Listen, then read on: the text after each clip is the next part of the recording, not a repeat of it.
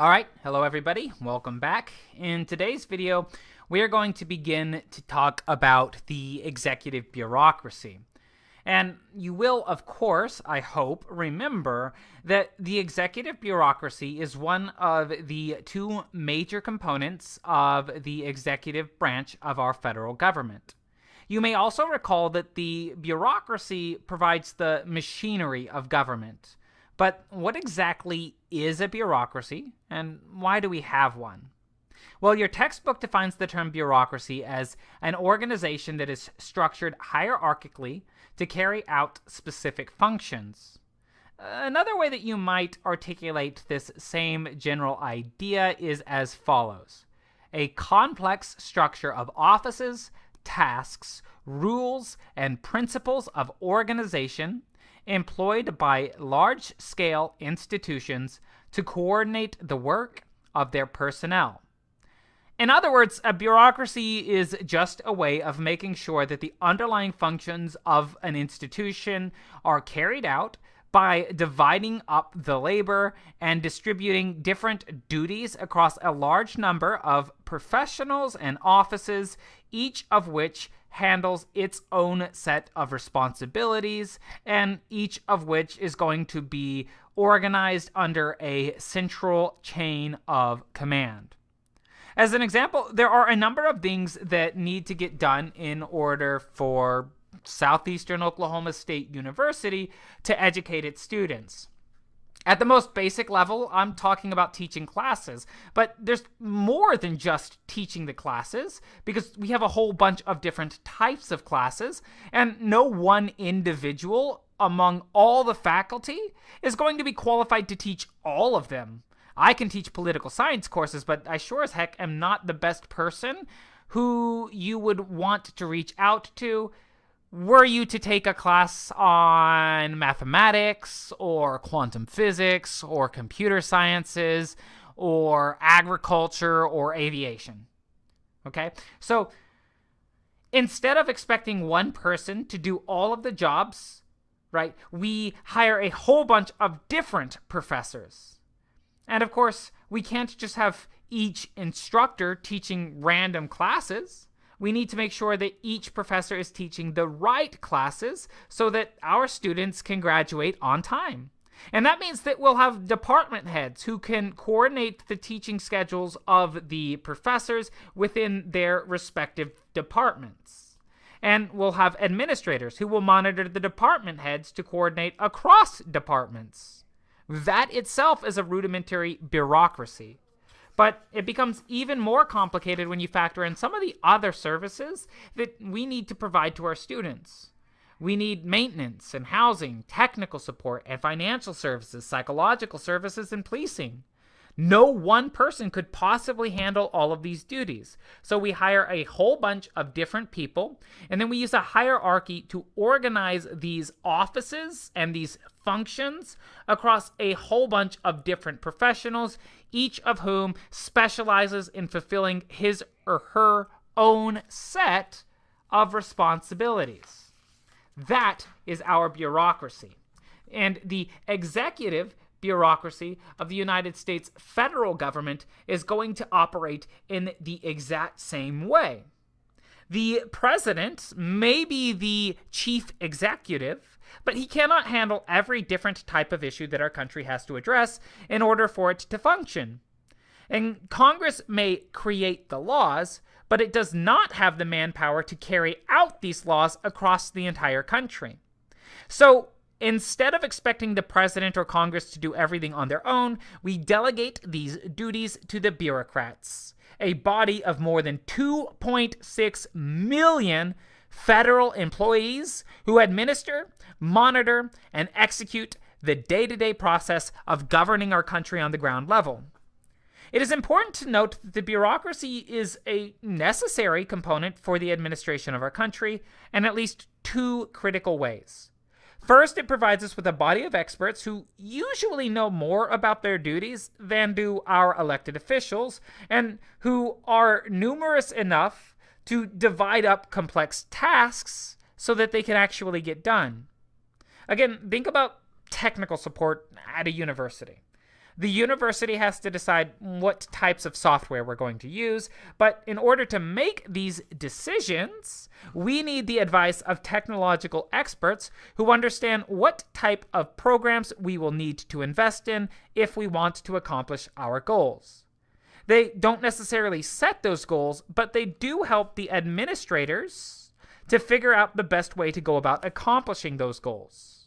Similarly, in the executive bureaucracy, the president might get to set certain policy goals, but he doesn't know how to go about accomplishing those without the advice of professionals who are employed by the executive bureaucracy.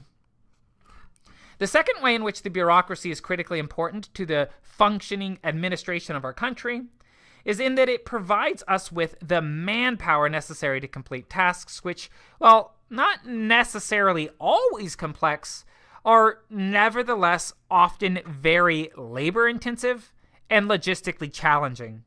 So, for example, we know from previous lectures that the number of representatives that a state receives in the House of Representatives depends on that state's population. But how do we know how many people live in a state? Well, we count them by conducting a census. And while that's not a technically challenging job, pretty much anyone can count, it does require a lot of manpower because in this case we're counting to a very, very high number. The president certainly doesn't have the capacity to count each and every one of us American citizens personally. So again, that job is going to be delegated out to a massive number of bureaucrats, a massive number of surveyors who work for a particular part of the executive bureaucracy known as the Census Bureau. The Census Bureau, in turn, is a part of the Department of Commerce, which is one of the 15 line organizations or cabinet departments in the bureaucracy that report directly to the president, our chief executive or chief administrator. But here we need to pause for just a second and start discussing the way in which our bureaucracy is structured and institutionally organized. Because what we're going to find is that the executive branch is not just very large, it's also very complicated. By and large, it's going to be comprised of 15 departments of state, all of their subsidiary agencies, and the employees within these agencies, as well as a number of independent agencies.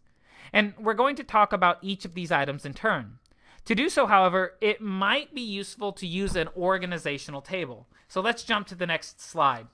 I don't know how well you're going to be able to make this out on your screens, but if you want to follow along in your textbooks, this exact chart is going to be located on page 355, right? So again, page 355 if you're trying to follow along in your textbook. What you're going to see in the top row of this table are the three branches of government, the legislative, executive, and judicial. But within the executive branch, again, you're going to see the presidency, and here in this chart, the 15 cabinet departments. Starting in the top left, we have the Department of Agriculture, and ending in the bottom right, we're going to have the Department of Veteran Affairs. The cabinet departments are the largest administrative subdivision of the executive bureaucracy. Each of them is headed by a secretary, except the Department of Justice, which is headed by an attorney general.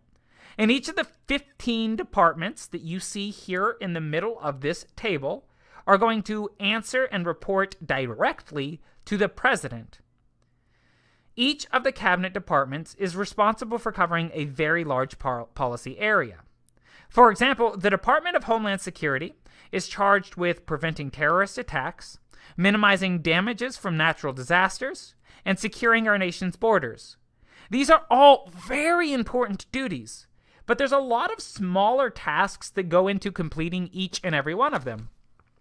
So every one of these 15 departments of states will also be further subdivided into a number of subsidiary agencies.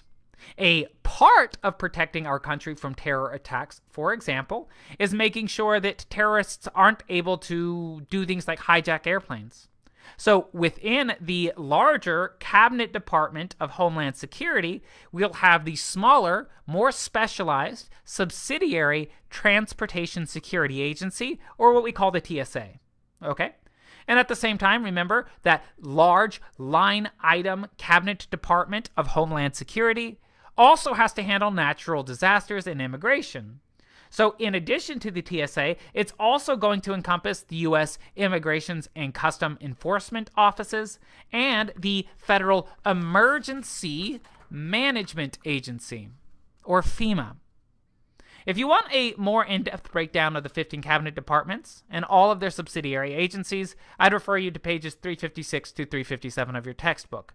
But here, the important thing to understand is that in addition to the 15 cabinet departments and their subsidiary agencies, we also have two different types of independent agencies, and together with the cabinet departments and their subsidiary agencies, these independent agencies are going to comprise the entirety of the executive bureaucracy.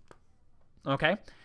So, the executive bureaucracy is made up of 15 departments, their subsidiary agencies, and then two different types of independent agency.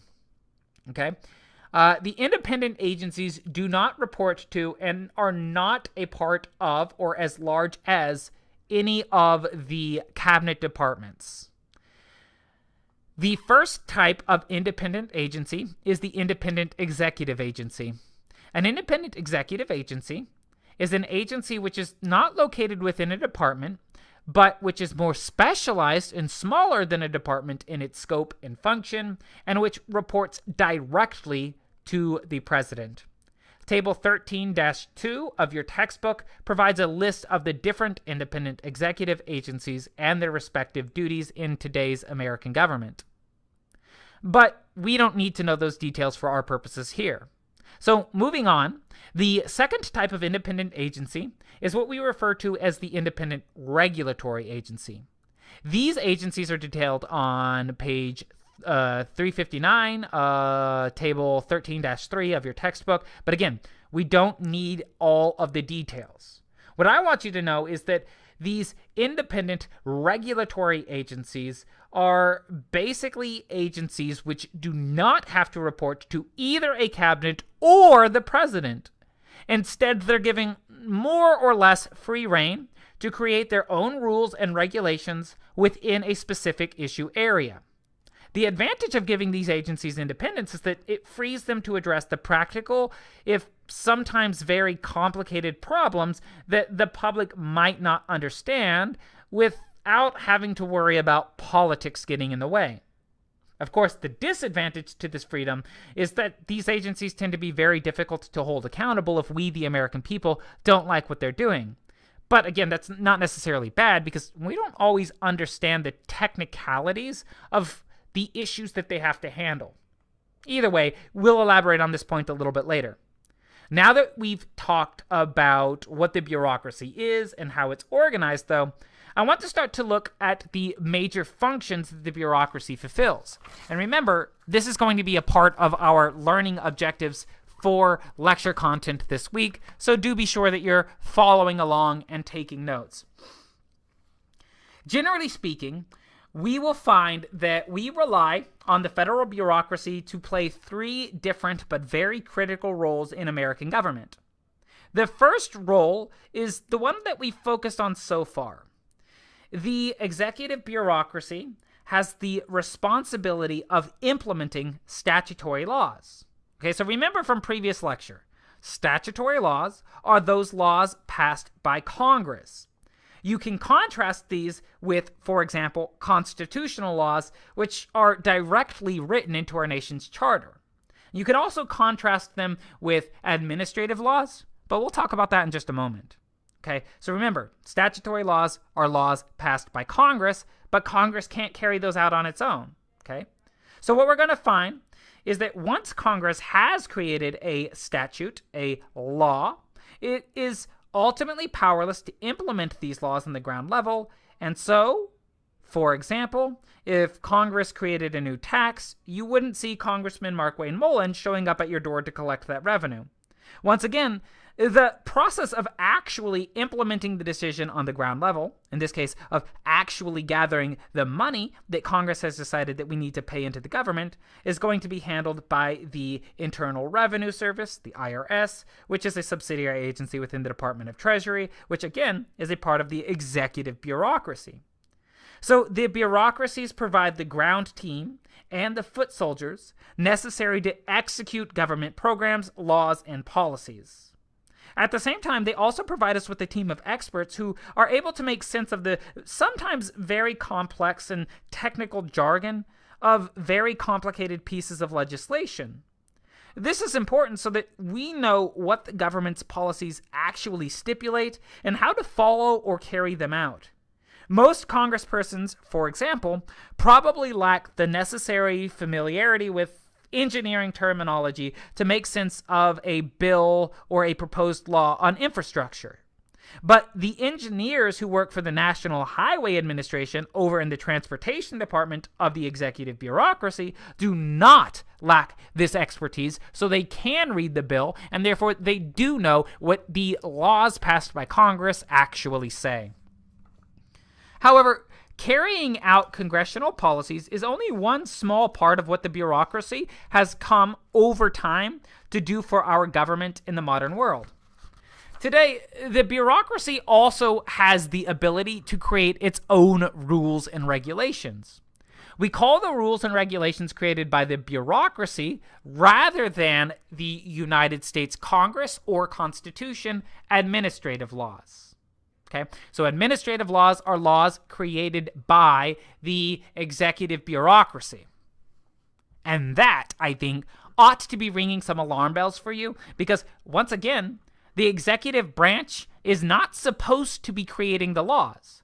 Constitutionally speaking, creating the laws is a duty vested in the legislative branch. The executive branch is just supposed to execute and enforce those laws. So where does the bureaucracy over in the executive branch get its authority to make the laws, if not from the United States Constitution? Well, what we're going to discover is that this authority is given to the bureaucratic agencies by acts of Congress. Basically, what we're going to find is that over time, Congress has been faced with various problems that it has not necessarily felt confident in its ability to resolve adequately, and so it has used its lawmaking authority to authorize the creation of bureaucratic agencies and to authorize those newly created agencies to exercise a limited amount of lawmaking authority on Congress's behalf. For example, the Environmental Protection Agency, or EPA, was created in response to a number of river fires under the administration of President Richard Nixon. Congress recognized that increasingly large cities meant that certain steps would need to be taken to help reduce environmental hazards. But what did they, a body of elected politicians, really know about things like air pollution or water contaminating agents? Well, not very much. So they created the Environmental Protection Agency for the purpose of protecting our environment. And in order to make sure that the EPA could actually do so, it gave the EPA the ability to create environmental regulations. So the EPA is allowed to create laws, but only within a delegated policy area, the environment, and on Congress's behalf. And that's a major part of what it does today. That's the main thing that the bureaucracy is going to do today. It's going to create regulations on Congress's behalf. Theoretically, Congress could take the power of the EPA to do things like regulate the environment away, but in practice, we're going to find that doesn't usually happen. And so again, in addition to implementing statutory laws, the bureaucracy of our American government will make and enforce their own administrative laws within a realm of authority delegated to the respective agencies by Congress. The third and final of the three critical functions of the American bureaucracy is that agencies engage in what we call administrative adjudication. This means that the agencies are going to resolve disputes about administrative laws. Now again, this should be raising some red flags, because resolving disputes about the law is the constitutional domain of the judicial branch. But the Constitution does give Congress the power to create courts, and it never explicitly says that these courts cannot be a part of the executive branch, so perhaps this isn't as big of an issue as it seems. But it does raise some serious concerns, and that's a good segue into our next topic on the bureaucracy.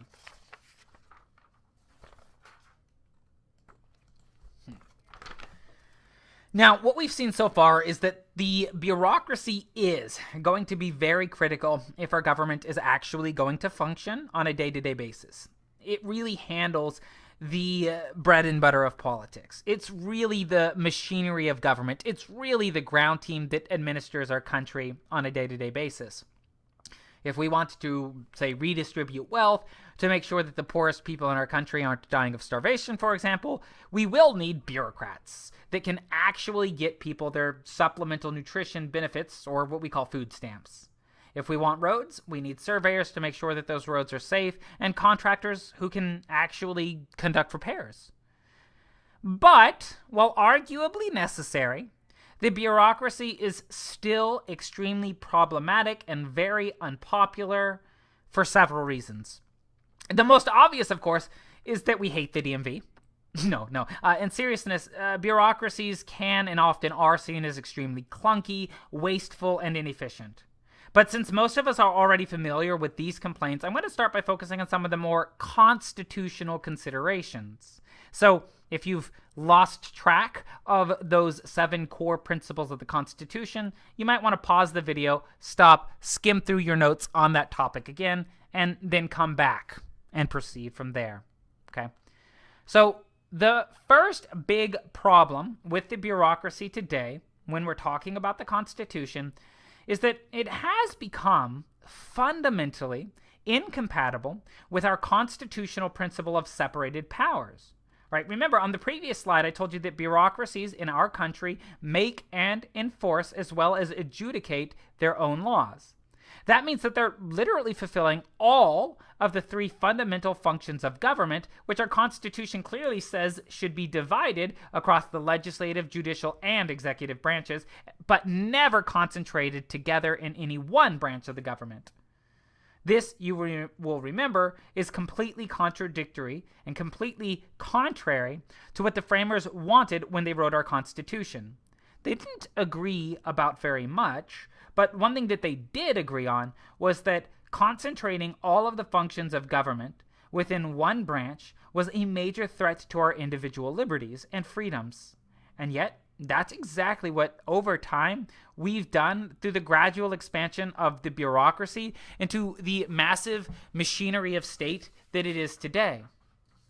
And then again, we have a second constitutional principle that is also being clearly violated by the bureaucracy in its current state, that of limited government. Remember, the Constitution prescribes a government which is extremely limited both in its scope and its function. Its job is to protect us from force and fraud, and it is supposed to be just large enough to complete this job. Today, however, the bureaucracy is substantially larger than every other part of the federal government combined. And it was never really meant to be so large. Originally, for example, the bureaucracy was a small team of 50 or so federal employees organized across 3, not 15, but 3 departments. And they were there to basically help the president handle the day-to-day business of government.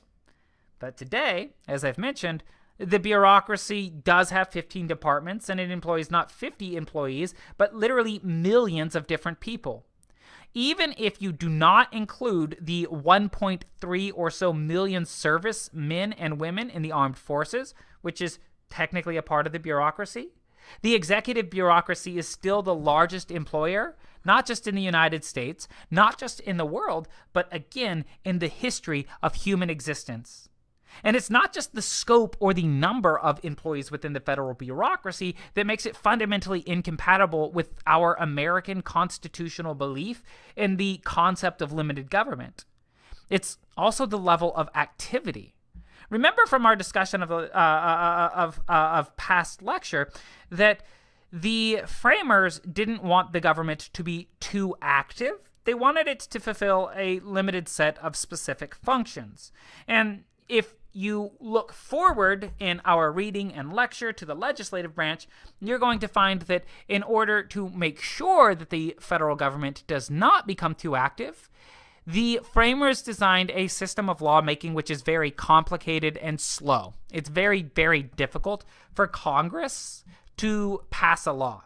And in order to do so, Congress has to go through a whole bunch of hurdles. It has to overcome a series of steps in a very complicated, drawn-out, and public process. Not so of the bureaucracy, okay? The framers made this process really difficult so that there wouldn't be too many rules impinging upon our individual freedoms, and that we would have a chance to take part in the process of making those rules that do limit our freedom. But today, the vast majority of the laws that we live under are not statutory laws created by Congress, but administrative regulations created by unnamed, unelected bureaucrats who don't have to follow the same procedures as Congress and can therefore get around those hurdles that the framers put into our Constitution to keep the government from becoming too large in terms of its overall level of activity. And as a result of this, what we will discover is that the government today, through the bureaucracy, is doing more to control individuals than the framers ever envisioned or wanted. In the last year of the Obama administration, for example, agencies created more than 18 new administrative laws for every one passed by Congress. And this ratio is becoming even more tilted towards, even more disproportionately representative of, administrative laws as time progresses. So this means that Americans today are living under the largest body of rules and regulations in human history. Nowhere else in the entire world's history will you ever find nearly as many laws as are being passed by our bureaucracy every year. So our government isn't actually being limited in either its scope or its function, even though it was meant to be. The bureaucracy, in this way, can be seen as incompatible with the American Constitution. But it's not just its scope and level of activity that creates problems. The next constitutional principle that is being challenged by our bureaucracy today is that of checks and balances. Again, remember that a major reason for separating powers in the Madisonian model of government is that we are, constitutionally speaking, supposed to live under, is to make sure that no one portion of our government has enough power to become tyrannical. Imagine, for example, that President Donald Trump signed a policy into law which you felt was in violation of your constitutional rights. In this case, there would be a dispute about the law. You might feel like the law was violating your constitutional rights, whereas Donald Trump would probably say, no, it's not. If it were, I wouldn't have signed it. Now, imagine that in order to challenge this executive order or this policy signed by the president, you had to have your dispute mediated by Donald Trump himself. Do you think that the president is ever going to give you a fair shake?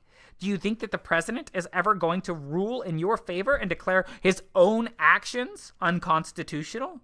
Well, probably not. Fortunately, you don't have to go to Donald Trump if you don't like his behavior, or to Congress if you don't like its behavior.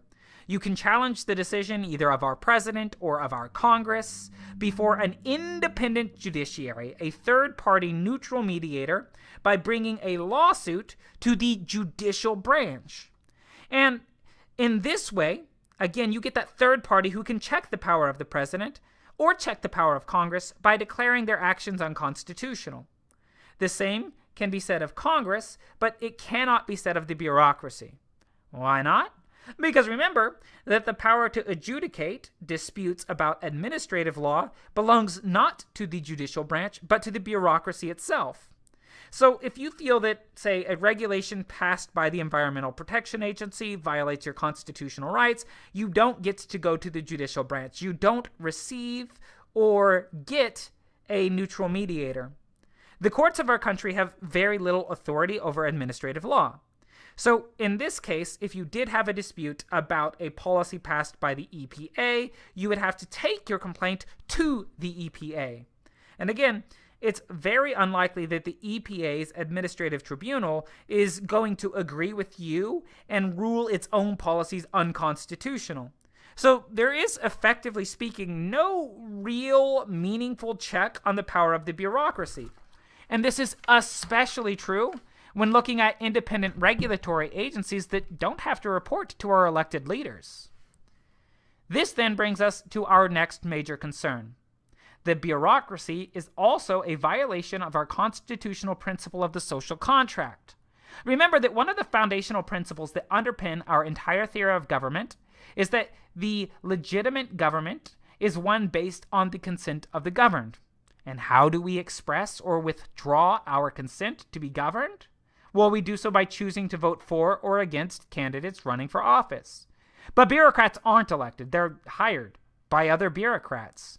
So we're not being given a chance to express or withdraw consent or to hold these decision makers accountable for their actions. And this means that, again, they're basically able to do whatever they want, and we're powerless to stop them. Because the size and complexity of the bureaucracy and the sheer number of laws that it passes, as well as the fact that they don't have to worry about elections, what we're going to find is that it is very hard to monitor bureaucrats. It is very hard to hold them accountable, and therefore, the bureaucracy has no reason to care what the people want. For example, how many of you can name even one of the nearly 4,000 laws imposed upon us by the bureaucracy last year? And if you can't even identify the laws that they're passing, how do you hold them accountable if you don't like those laws? Well, clearly you can't. So at the end of the day, the bureaucracy is fundamentally undemocratic. And that's a problem for the United States because it means that you could very well argue that we aren't a democratic country anymore, that we're not a republic. Because remember, in a republic, we live under laws passed by our elected representatives. But today, the vast majority of our laws are being created not by elected representatives in a Republican government limited by the Constitution, but by a group of essentially uninhibited, unelected officials in the executive bureaucracy who are unbound by the limits of our Constitution, by the checks and balances of Madisonian governance. And if most of the laws being forced upon us are passed by unelected bureaucrats who can't be kicked out of office if we don't like what they're doing, how can we say that we are a democratic or a Republican country? Well, it's kind of hard. So these are some of the major constitutional problems that we're going to find with the bureaucracy today. But now that we've discussed some constitutional criticisms for this arguably, nevertheless, important, critical, and possibly necessary part of our government, we can default back to some of our more typical complaints. Most notably, what we're going to find is that people tend to hate the bureaucracy, not just because it's large and inefficient, but because it's, very expensive. Bureaucracies are, by their very nature, expensive and inefficient because it takes a lot to coordinate the effort of this more than 2.6 million employees, and because each of these individuals has to be paid. In addition to which, each of these 2.6 million employees is going to require certain benefits, which, by the way, are way more expensive and expansive for federal employees than are their paychecks, and therefore it's going to be much more expensive for the American taxpayers. And it's not just the individuals, it's the offices, agencies, and departments themselves. All of these different offices, agencies, and departments are going to need resources. They need things like office supplies, equipment, computers, facilities, uniforms, so on and so forth. And they need to fund these activities that they're going to conduct in their various facilities if they want to actually carry out policy. So the bureaucracies are constantly trying to get more money, and they're constantly requiring a continuous source of revenue. And who do you suppose foots the bill for that? We do. Over time, bureaucracies have become astronomically larger than they were ever expected to be, than they were ever intended by the framers of our Constitution to be. And as a result of that, the tax burden of American citizens has also skyrocketed far above and beyond anything that our founding fathers ever expected. The trifling taxes over which we started a revolution pale in comparison to even the most modest of taxes that Americans use today to pay for the goods and services supplied to us through our bureaucracy. And the biggest reason for this is simply that government spending is out of control. The government spends massive sums of money in very short periods of time. So if you look at the monetary value of every single good and service provided by any individual, company, corporation, charity, or other institution in our entire country, and you add all of that up for an entire year, you're going to come to a figure that economists refer to as the gross domestic production, or GDP, of our country. And just so you know, the United States has far and away the largest GDP, again, in the history of human existence. But well over a third of its gross domestic production is going to be taken from the economy in the form of taxes and spent not by the American people, but by the American government. The government spends about $36 for every $100 worth of all goods and services that the largest economy in the history of human existence produces over the course of an entire year. And that number is only increasing as time progresses, which, again, is going to help to explain why our country is so heavily in debt. The expansion of the federal bureaucracy is really going to be the major driver of America's debt. But to end on a positive note, this isn't necessarily as bad as you might imagine. Sure, debt sounds scary, but let's take a look at this chart, again, taken from your textbook, to help illustrate how our money is being spent by the bureaucracy. Okay? So if you look at this diagram, what you're going to find is that, contrary to popular misconception, the biggest driver of federal expenditures and the national debt are not military programs. All of our nation's military and defense expenditures combined only make up about 15% or so of federal spending overall. And by the way, a substantial portion of that 15% is dedicated not to things like buying bombs or building jets, but to providing benefits to our men and women in uniform. It is true, the United States spends more on its military than any other country. But that's not just because we're imperialistic or out of control. It's because no other country spends its military budget in quite the same way that we do. We provide very, very, very expensive and expansive services to our soldiers. For example, if you're a soldier on active duty and you start having marital problems, the federal government will actually pay to provide you and your spouse with couples counseling. It will also cover not just the basics, your health care, your dental services for you, your spouse, and your dependents, but housing and so very much more. No country really takes care of its soldiers to the extent that the United States federal government takes care of our soldiers. But really, again, that military spending is kind of a drop in the bucket when you compare it to what are sometimes pejoratively referred to as entitlement programs designed to help the poor and elderly, okay? Taken together, these various entitlement programs are going to make up about 60 to 70% of all government spending in the typical year. And in particular, we're talking about Social Security, Medicaid, and Medicare.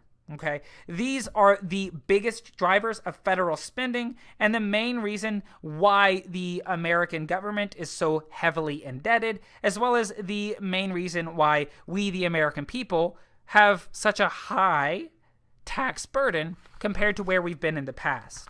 Okay, so yes, the bureaucracy does raise some serious constitutional concerns, and yes, it does require that we surrender a much larger share of our income and expenditures in the form of taxes than many of us would like.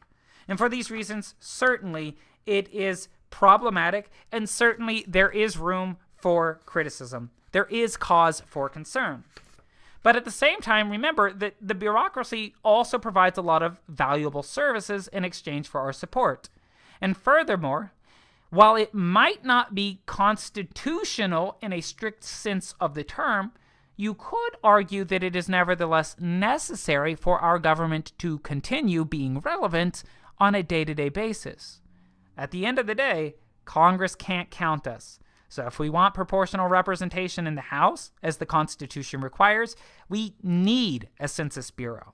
We need the bureaucracy, in other words, to handle the day-to-day bread and butter realities of governing on the ground level. And that, my dearest students, brings us to an end of this week's lecture on the executive branch. So please make sure that you've taken adequate notes and that you complete the assessment for this week by the end of business hours, 5 p.m. this Friday, September the 14th of 2018. Thank you, and please have a nice day. I look forward to getting back to see each and every